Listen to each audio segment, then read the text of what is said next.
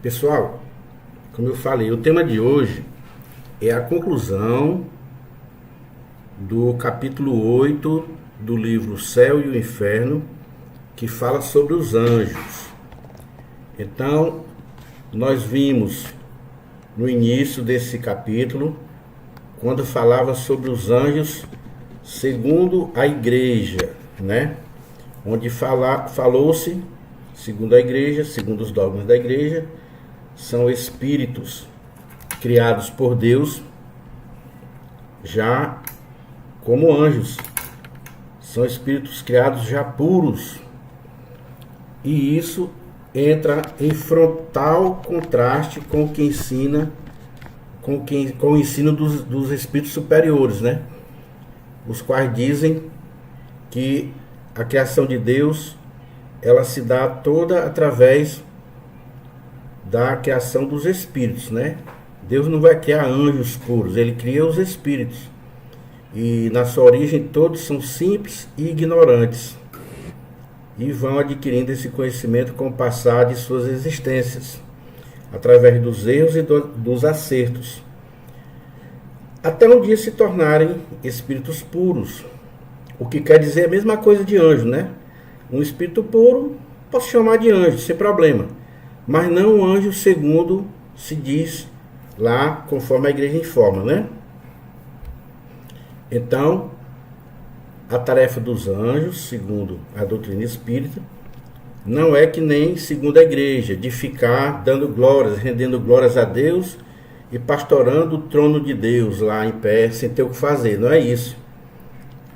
O trabalho dos espíritos puros é junto aos mundos que precisam deles, né?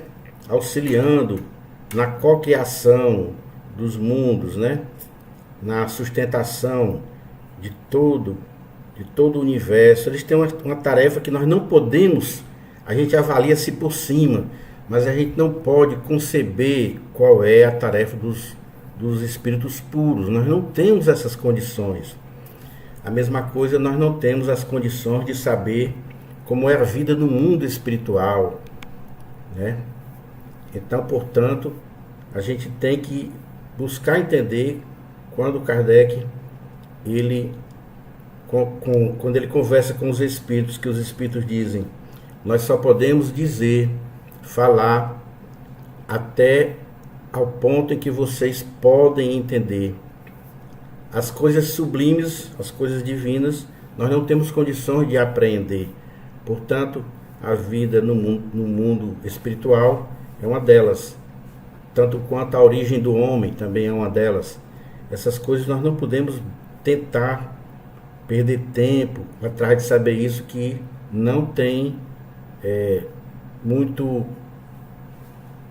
isso não faz muito sentido para nós. O papel da doutrina é nos ensinar a crescermos, né, por nós mesmos, através do nosso crescimento moral, das nossas mudanças, sair daquela condição de espíritos atrasados para nos melhorarmos moralmente e habitarmos mundos melhores. Esse é o nosso papel. É o papel da doutrina. E não falar de coisas que nós não entendemos. Falar de especulações. Como é que é o mundo espiritual, se lá tem cidade, se não tem, se tem banheiro, se não tem, se tem céu, se tem inferno. Nada disso, os espíritos disseram que não existe. Hoje nós vimos então, nesse capítulo 8, os anjos, segundo a informação da igreja. Vimos a refutação de Kardec sobre essa informação dogmática da igreja sobre os anjos. E hoje nós vamos encerrar esse assunto estudando sobre os anjos segundo o Espiritismo. Olha só, então nós vamos ver o que são os anjos segundo o Espiritismo. Portanto, é um ensino que fundamentado pelos espíritos que trouxeram a doutrina espírita, né? Então vamos lá. Então ele diz assim: que existam seres dotados, ou haja, né, seres dotados de todas as qualidades atribuídas aos anjos, não se pode duvidar, né? Então, que existam espíritos puros, não se pode duvidar. A revelação espírita confirma sobre esse ponto a crença de todos os povos, né? Então, no início, desde o início dos tempos, esse pensamento, ele é uma crença de todos os povos, ele é uma crença. Mas só a doutrina espírita que veio explicar como é essa criação divina, né? Olha aí, a revelação espírita nos faz conhecer ao mesmo tempo a natureza e a origem desses seres que chamamos de anjos, né? Então vamos lá. As almas ou espíritos são criados simples ou ignorantes, ou simples e ignorantes, né? Ou seja, sem conhecimentos e sem consciência do bem e do mal, mas aptos, né, em condições de adquirir tudo o que lhes falta. Eles os adquirem pelo trabalho. O objetivo, que é a perfeição de todos os espíritos, esse é o objetivo do espírito, atingir a perfeição um dia. É o mesmo para todos. Chegam lá mais ou menos rapidamente em virtude de seu livre-arbítrio e em razão de seus esforços. Todos têm os mesmos graus a percorrer, o mesmo trabalho a cumprir. Deus não faz a porção maior nem mais fácil para uns do que para outros, como muitos falam, e eu vou já explicar por que ele fala isso aqui. Porque todos são seus filhos, e sendo justo, ele não tem preferência por nenhum. Ele diz-lhes, Deus diz, né? Eis a lei que deve ser vossa regra de conduta. Só ela pode levar-vos ao objetivo. Tudo o que é conforme a esta lei é o bem. Tudo o que lhe é contrário é o mal. Sois livres para observá-la ou infringi-la, e sereis assim os árbitros de vosso próprio destino. Então, pessoal, Deus ele não se preocupa em estar julgando seus filhos, não. Ele criou uma lei e nós temos que seguir essa lei. No momento que a gente quer fugir dessa lei, a gente sofre as consequências. Então, nós somos os próprios juízes que vamos nos julgar. Não precisa haver juízes no mundo espiritual esperando para nos julgar e dizer que a gente vai para um umbral, que vai descer para onde. Não. Nós somos os próprios árbitros, como ele falou aqui, de nosso destino, de nossos julgamentos. É a nossa própria consciência quem vai dizer se estamos certos ou errados. Quando procedemos mal, que chegamos na vida espiritual, que pensamos em... quando vemos um espírito feliz e que nós vemos que não somos felizes e nós temos aquela vontade de também ser feliz, o que é que a gente pede a Deus? O que é que a gente pede para os bons espíritos? A oportunidade de retornar ao mundo físico, a oportunidade de resgatar aqueles erros. Aí você vem para resgatar os erros. Quando eu retorno ao mundo espiritual, aí eu digo, eu ainda não sou feliz, eu ainda não consigo ser feliz, eu que me analiso. Aí eu pergunto assim a mim mesmo, por que eu ainda não consigo ser feliz? Aí eu vou ver que é porque eu não resgatei tudo, eu ainda tenho a resgatar. Aí eu me preparo, me encho de coragem, de orientações dos bons espíritos e retorno para resgatar o restinho daquele débito. Entendeu, pessoal? Por isso que diz assim, grandes sofrimentos numa criatura é sinal de fim de provas, porque ele sofre, porém ele sofre conformado. Então, é pedido por nós mesmos esse resgate. Não é julgamento de nenhum espírito, como diz lá aquelas obras, né? Que chega no mundo espiritual, você vai ser julgado por juízes implacáveis, né? Está lá naquelas obras, né, pessoal? Fantasia. Deus, portanto, não criou o mal. Todas as suas leis são para o bem. E o próprio homem que cria o mal, infringindo as leis de Deus. Pronto, só isso. Se as observasse escrupulosamente, quer dizer, em todos os pontos, nunca se afastaria do bom caminho. E quando a gente se afasta das leis de Deus, por menor que seja o afastamento, nós vamos sofrer as consequências desse pequeno afastamento, pessoal. Não tem como não sofrer. É uma lei. A lei é como se fosse um mecanismo. Então, pessoal, por que é que ele fala aqui que Deus ele criou todos os espíritos e ele não foi parcial com nenhum? Ele criou todos. Isso é muito bom para tirar aquela ideia da cabeça dos espíritas aqui do Brasil que aprenderam através dessas obras que eu falo aí, né?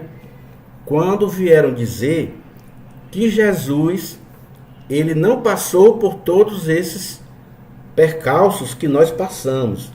Eles vieram trazer uma informação mística, mentirosa, dizendo que Jesus teve um crescimento em linha reta. Isso é antidoutrinário, não pode.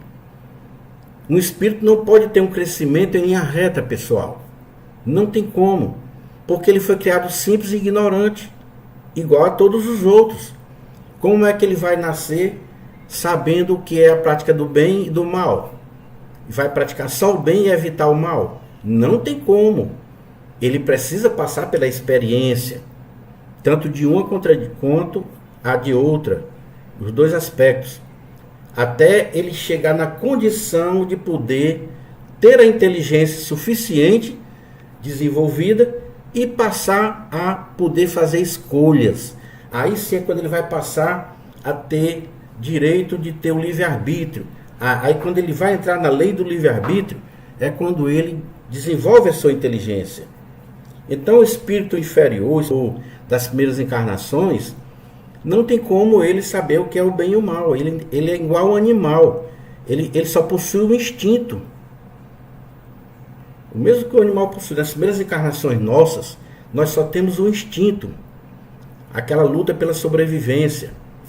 Aos poucos é que a gente vai se melhorando, passando de um mundo primitivo para um mundo um pouco melhor. Entendeu, pessoal? E aqui na Terra nós já estamos bem adiantados.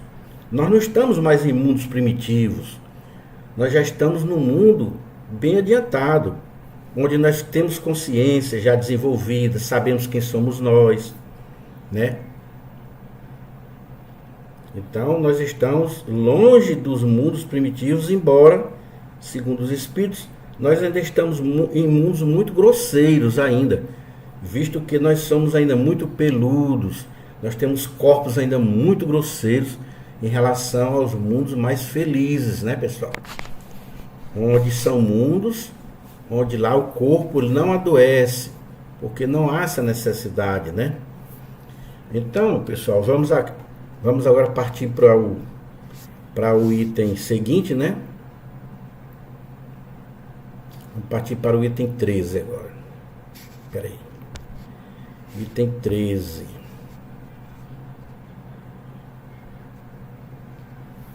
O item 13 diz assim: mas a alma, nas primeiras fases de sua existência, assim como a criança, ela carece de experiência. Olha só, acabei de falar de Jesus, né? Então, retomando aquela questão que eles dizem, né? Que Jesus cresceu em linha reta. Não poderia. O Cristo, ele teve sua infância como espírito, como todos nós. Como alma. A alma dele teve as primeiras fases de sua existência. Então ele cometeu erros também. Só que quando você atinge a evolução de espírito puro, você vai fazer tarefas, você já é puro. Você não sente mais nenhum sentimento de seres inferiores como nós. Então por isso que o Cristo conseguiu cumprir aquela missão de amor, né? E como ele existem muitos. Entendeu, pessoal? Então o Cristo não foi uma criação à parte, não. Se você é espírita e fala isso, você não está sendo coerente com a doutrina espírita. É falta de informação. Então ele disse, a alma, nas primeiras fases de sua existência, assim como a criança, ela carece de experiência. É por isso que é falível. Então toda a alma, no início de sua existência, como alma, ela é falível. Isso é normal a todas. Deus não lhe dá a experiência, mas dá-lhe os meios de adquiri-la. Cada passo errado no caminho do mal é para ela um atraso. Ela sofre-lhes as consequências e aprende à sua custa o que deve evitar. É assim que pouco a pouco se desenvolve, se aperfeiçoa e avança na hierarquia espiritual, até que tenha chegado ao estado de puro espírito ou anjo. Olha aí, é a mesma coisa, puro espírito ou anjo. Os anjos são, pois, as almas dos homens chegadas ao grau de perfeição que comporta a criatura e gozando da plenitude da felicidade prometida. Então é nessa fase de espírito puro que o homem vai gozar da felicidade prometida pelo Cristo, né? Lá no Evangelho. Antes de ter alcançado o grau supremo, esses espíritos gozam de uma felicidade relativa ao seu adiantamento. A felicidade, ela é relativa à minha evolução. E ela se dá na forma de trabalho. Quanto mais eu trabalho, quanto mais eu produzo no bem, eu sou mais feliz. Eu só sou feliz porque eu trabalho e porque eu produzo na obra de Deus. Um espírito que atingiu um certo grau de evolução, ele não para de trabalhar, ele não para de produzir. Olha a felicidade do espírito superior. Está nas funções que agrada a Deus confiar-lhes e que eles ficam felizes de cumprir, porque essas ocupações são um meio de progredir.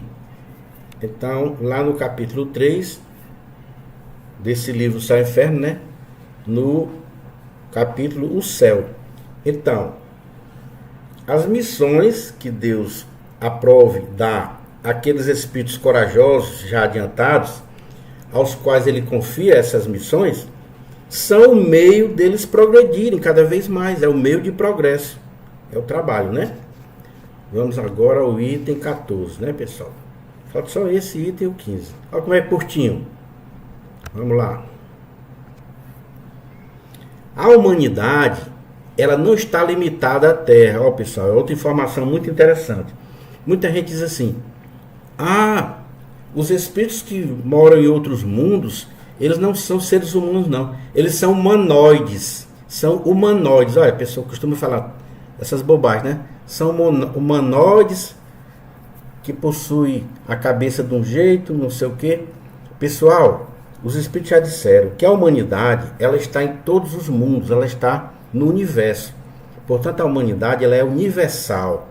E todos os habitantes desses mundos, eles possuem as mesmas características nossas. Ou seja, eles possuem um corpo com cabeça, tronco e membros superiores e inferiores. Então, a aparência é idêntica. Claro que tem as diferenças conforme os mundos. Corpos mais sutis, corpos maiores, né? Corpos mais com a matéria mais quintessenciada. Entende, pessoal? Então, existem essas características que diferenciam um mundo do outro. Mas o básico da imagem que o Espírito apresenta é a imagem nossa, de um homem. Entende?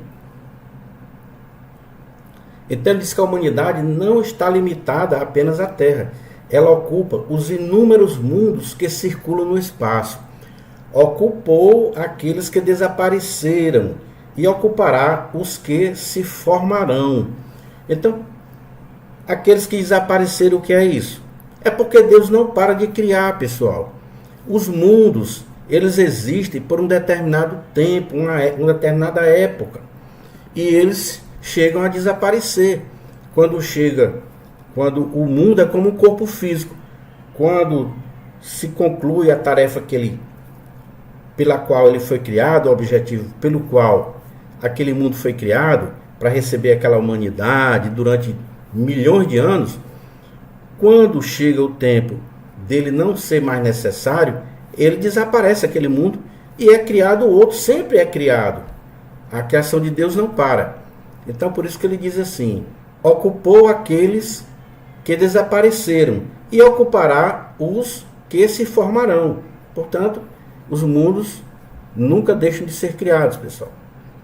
Deus criou por toda a eternidade e cria incessantemente. Portanto, muito tempo antes que a Terra existisse, seja qual for a antiguidade que se lhe atribua à Terra, né? Houvera em outros mundos espíritos encarnados que percorreram as mesmas etapas que nós. Espíritos de formação mais recente percorremos neste momento e que chegaram ao objetivo antes mesmo que tivéssemos saído das mãos do Criador. Por toda a eternidade houve então anjos ou espíritos puros, mas perdendo-se sua existência humanitária no infinito do passado, é para nós como se eles sempre tivessem sido anjos. Está falando aqui do Cristo, pessoal. Então os anjos, os espíritos puros ou anjos, eles nasceram antes de nós. Nós somos de uma geração mais recente aqui nesse mundo, né? Por quê? Porque somos ainda espíritos atrasados. Então nós somos espíritos ainda um pouco atrasados ou muito atrasados em relação a esses espíritos que já evoluíram. Então o exemplo do Cristo aqui, pessoal. O Cristo teve suas primeiras existências aqui na Terra. O que é que vocês acham? Quem é que arrisca dizer se o Cristo teve suas primeiras existências aqui na Terra? Eu penso que não. Claro que não, né? Se ele foi o co-criador da Terra, então como é que ele... Pode ter sido. Ele evoluiu, né? Chegou lá. Então, pessoal, segundo vocês próprios estão falando, né? Logicamente, né? Foi bom ter acordado vocês para isso. Quando a Terra foi criada, o Cristo já era espírito puro. E a Terra foi criada, segundo o cálculo dos cientistas, há mais ou menos entre 4,5 a 5 bilhões de anos. De 4,5 a 5 bilhões de anos que a Terra foi criada. Então, todo esse período, o Cristo já era um espírito puro. O que quer dizer o quê?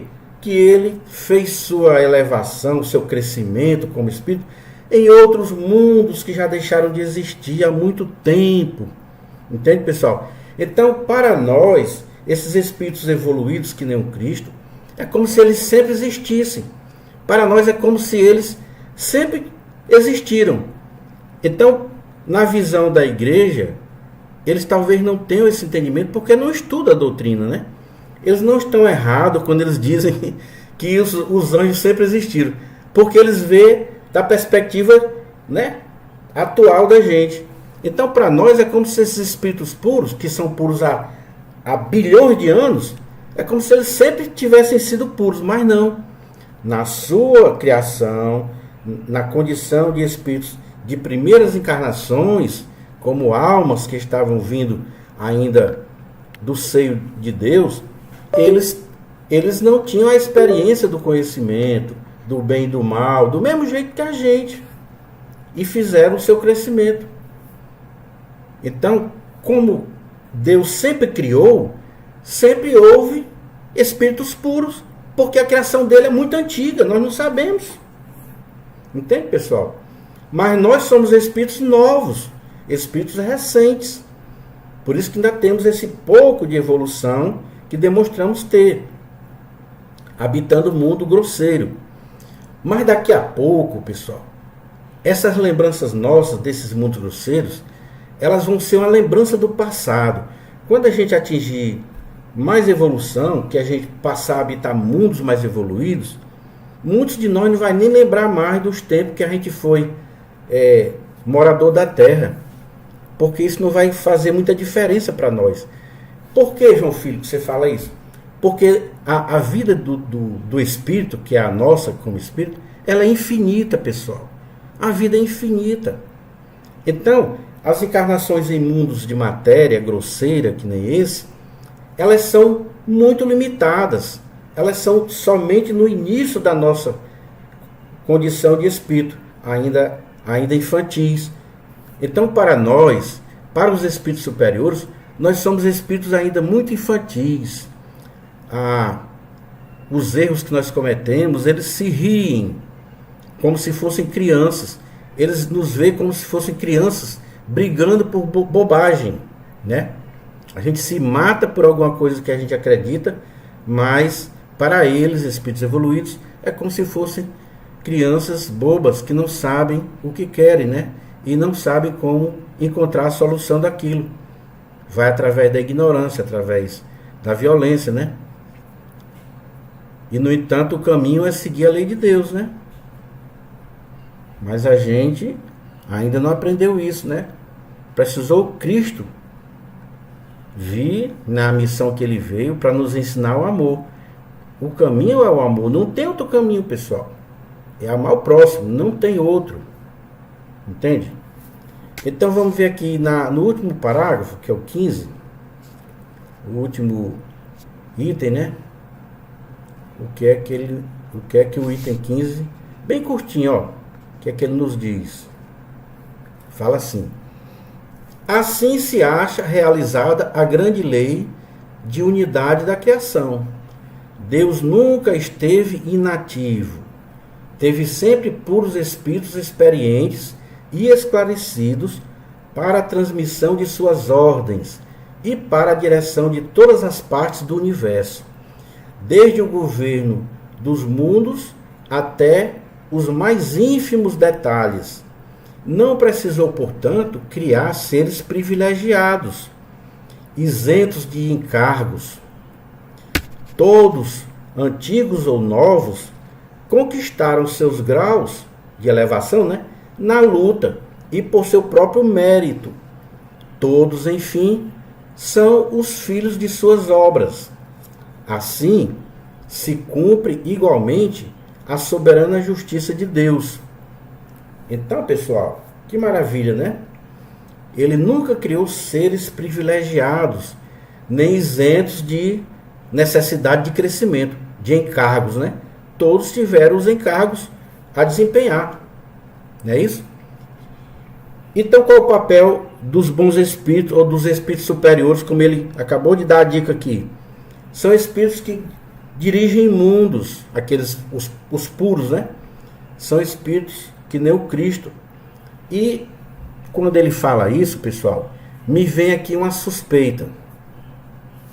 Que suspeita me vem, Valentim? Me vem uma suspeita interessante. É que a doutrina espírita, que esse Consolador, eu tenho assim às vezes a impressão de que ele não veio somente aqui na Terra, que ele não só veio para esse mundo. Eu penso que ele também já veio para outros mundos, a doutrina espírita. Essa informação dos espíritos, eu creio que ela também, numa determinada época, na época adequada, ela também já veio para outros mundos, explicando para aqueles habitantes como é que se dá o meio de você sair daquela situação difícil, né? Através da prática do amor, da prática da caridade. Então eu creio que em todos os mundos houveram aqueles espíritos que podemos chamar de Cristo, né? Com tarefas, alguns talvez de modos diferentes daqui do nosso, né? Mas de que essa lei de Deus, ela, já que ela é a lei do universo, é uma lei universal e vale para todos os mundos, eu acredito que o Espiritismo veio também em outros mundos, não só aqui na Terra. É isso que eu penso. Assunto muito bom, né? Então não existe essa história de o anjo, ele foi privilegiado né? Já nasceu anjo? Não, de forma alguma. Se ele já tivesse nascido anjo, ele não conhecia o que era o sofrimento. Para ele ter conhecido, para ele conhecer o sofrimento e saber ajudar aquele que sofre, ele precisa já ter passado por ele. Entende, pessoal? Adquirido experiência.